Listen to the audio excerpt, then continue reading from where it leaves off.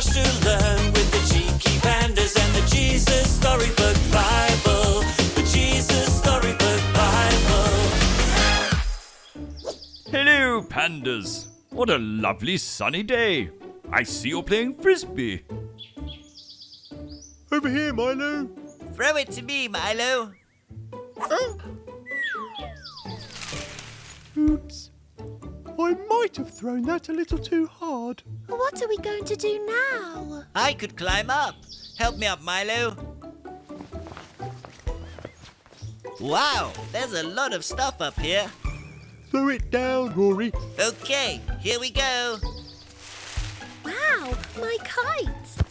My football. My flamingo. My Brussels sprouts. A guitar. A jet ski. The song machine. I wondered where that was. A limousine. Now I've seen it all. Well done, Pandas. What wonderful treasures you found. I didn't expect to find all this stuff just by climbing a tree. This reminds me of a story of someone else who climbed up a tree, and what he found changed his life forever. Would you like to hear it? Yes, please. Then let's open the Bible together.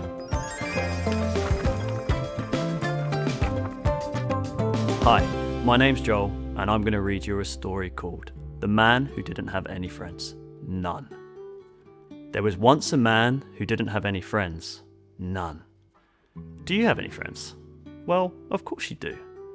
But not Zaccheus. Poor Zaccheus didn't have any. You're probably wondering why. Was it because he was so short? That's not a reason not to like someone. Was it because he had a name that was hard to say?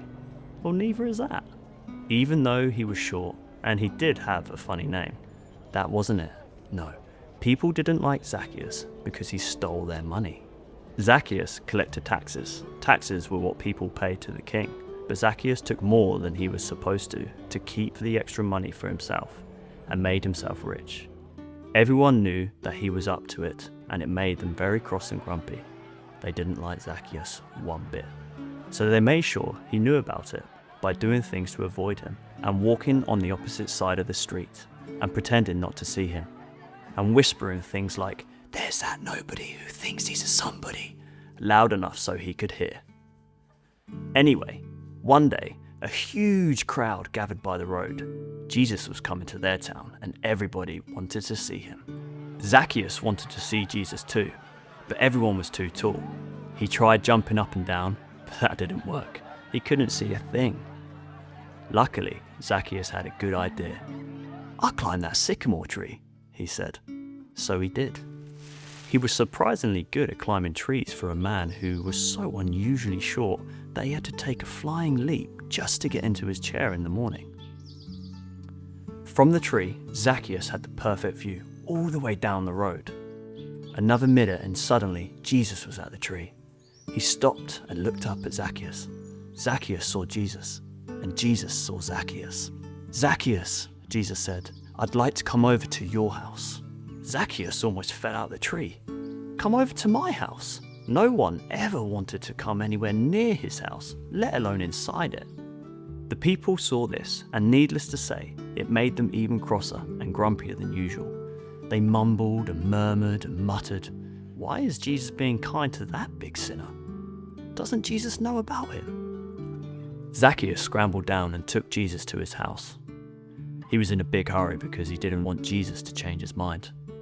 Perhaps Jesus hadn't heard about him. Perhaps Jesus didn't know about how he had been stealing, and how no one liked him, and how he didn't have any friends. But Jesus knew. He knew all about Zaccheus and the stealing and everything, and he still loved him. Zaccheus was ashamed. "Lord," he said, turning pale, "what I've done is wrong, but now I want to do the right thing. I will give the money back to everyone 4 times what I stole." And that's just what he did. Jesus smiled. "My friend," he said, "today God has rescued you." Jesus loved Zaccheus when nobody else did. He was Zaccheus' friend, even when no one else was, because Jesus was showing people what God's love was like. His wonderful, never stopping, never giving up, unbreaking, always and forever love. Open the Bible, let wonder fill our hearts. On every page a voice is calling, let wonder light the path. We're a part of God's great story of grace amazing, a world He's changing, a King who's saving and holds us in forever